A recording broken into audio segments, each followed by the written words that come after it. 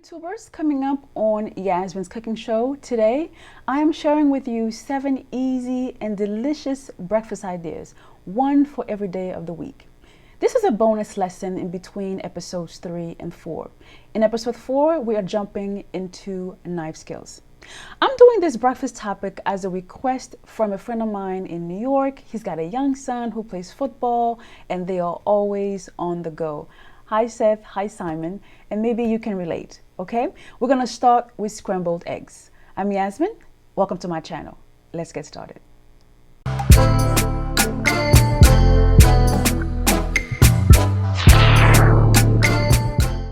Let's talk about breakfast. What is breakfast? Breakfast is the first meal. It is the most important meal of the day. And the reason why we call it breakfast is because we are breaking the fast from having slept 6 to 8 hours the night before. In French, breakfast is called petit déjeuner, and it usually involves a croissant with a cup of coffee or some French bread with jam. For us in Haiti, it's usually cassave with mamba, peanut butter, or a cassin, which is a cornmeal drink. In Nigeria, it's noodles and eggs or a sandwich. And in Japan, it's gohan. Gohan is either a bowl of white or brown rice mixed with a raw egg on top and some soy sauce. Now, eating a healthy breakfast wherever we are in the world is our way of awakening our system, the GI tract or the gastrointestinal tract. And the worst thing to do is extending the fast by, first of all, skipping breakfast or skipping lunch altogether, because at this point we are starving ourselves. Okay? Now, speaking of fast, there's a lot I can say about religious fasting. Now, there are some wonderful benefits to it, both physical and spiritual. So for example, okay, let's say you're trying to break your coffee cravings or sugar addiction. Fasting is the way to do it, or one of the ways, okay? But here's a thought.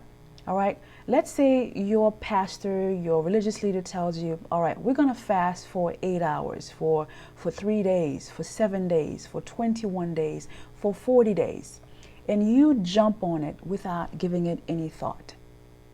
Have you considered talking to your doctor or a dietitian, especially if you have health complications such as high blood pressure or diabetes? Okay, so just giving you a thought on that. All right, if you are on a weight reducing diet, skipping breakfast, skipping lunch is not the way to do it. Why? Because the human body is a very smart machine and it's designed to preserve and protect itself. So if your goal is to lose 5 pounds, 15 pounds, 20 pounds, 50 pounds, the formula to accomplishing that goal is eating complex carbohydrates mixed with lean protein, mixed with exercising and portion control. This is where we lose it in America. We eat too much. This is my digital scale, and I eat 4 ounces of carbs, 4 ounces of protein, 4 times a day, okay, every 4 hours I should say, and then I exercise 4 times a week. That's it. So for me, it's 4 by 4 by 4 by 4. There's no magic to being healthy. You just have to put in the work and find a meal plan that works for you and an exercise program that fits your body and your schedule, okay? That's what it takes. Now, here's what you may not know. Skipping a meal, I should say when we skip a meal, our body goes automatically into preservation mode and is going to hold on to every little piece of fat cell that it's got, okay? So if you are on a weight reducing diet, you feel like crap, you have no energy, you're sluggish, maybe you're moody, you need to jumpstart your system by eating some protein and complex carbohydrates first thing in the morning. All right, and the following breakfast menu is exactly how I eat on a regular basis, and I'm going to be sharing it with you. So here we go.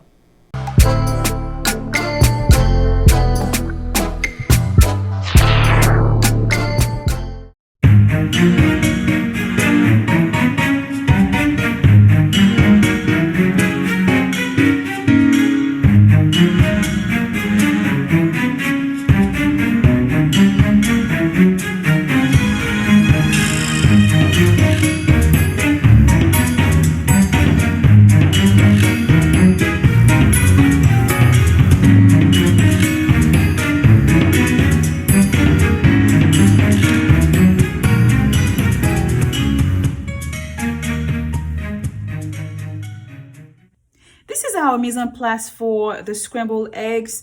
Really, you can use any combination of meat and protein that you like. For instance, you can use turkey, you can use ham, you can use mushrooms, whatever you want. For me, I have today 2 cups of shredded spinach, 1 small shallot sliced. This is 1 ounce of andouille sausage. This is also 1 ounce of pre-cooked salmon. This is what I had for dinner earlier. I just decided to just take it out of the leftovers. I'm gonna add it to my scrambled eggs. And then over here, I have, this is half a tomato I had left in the fridge. I didn't wanna let it rot and sit, so I decided to just dice it up, and it's gonna go in my eggs as well. This is 1 green onion, okay? And milk, this is about 2 tablespoons of milk. When you add milk to your eggs, it just makes it a whole lot fluffier. And then over here, we have 3 tablespoons of freshly grated Parmesan cheese. We have some salt and white pepper. Now, I prefer white pepper in my eggs because it's got less aroma compared to black pepper. And in items like when you're making sauces or scrambled eggs, this is much more preferable when you don't want those black speckles in your item, okay? So I love, love, love white pepper. And of course, we have our 6 eggs. So let's get cracking.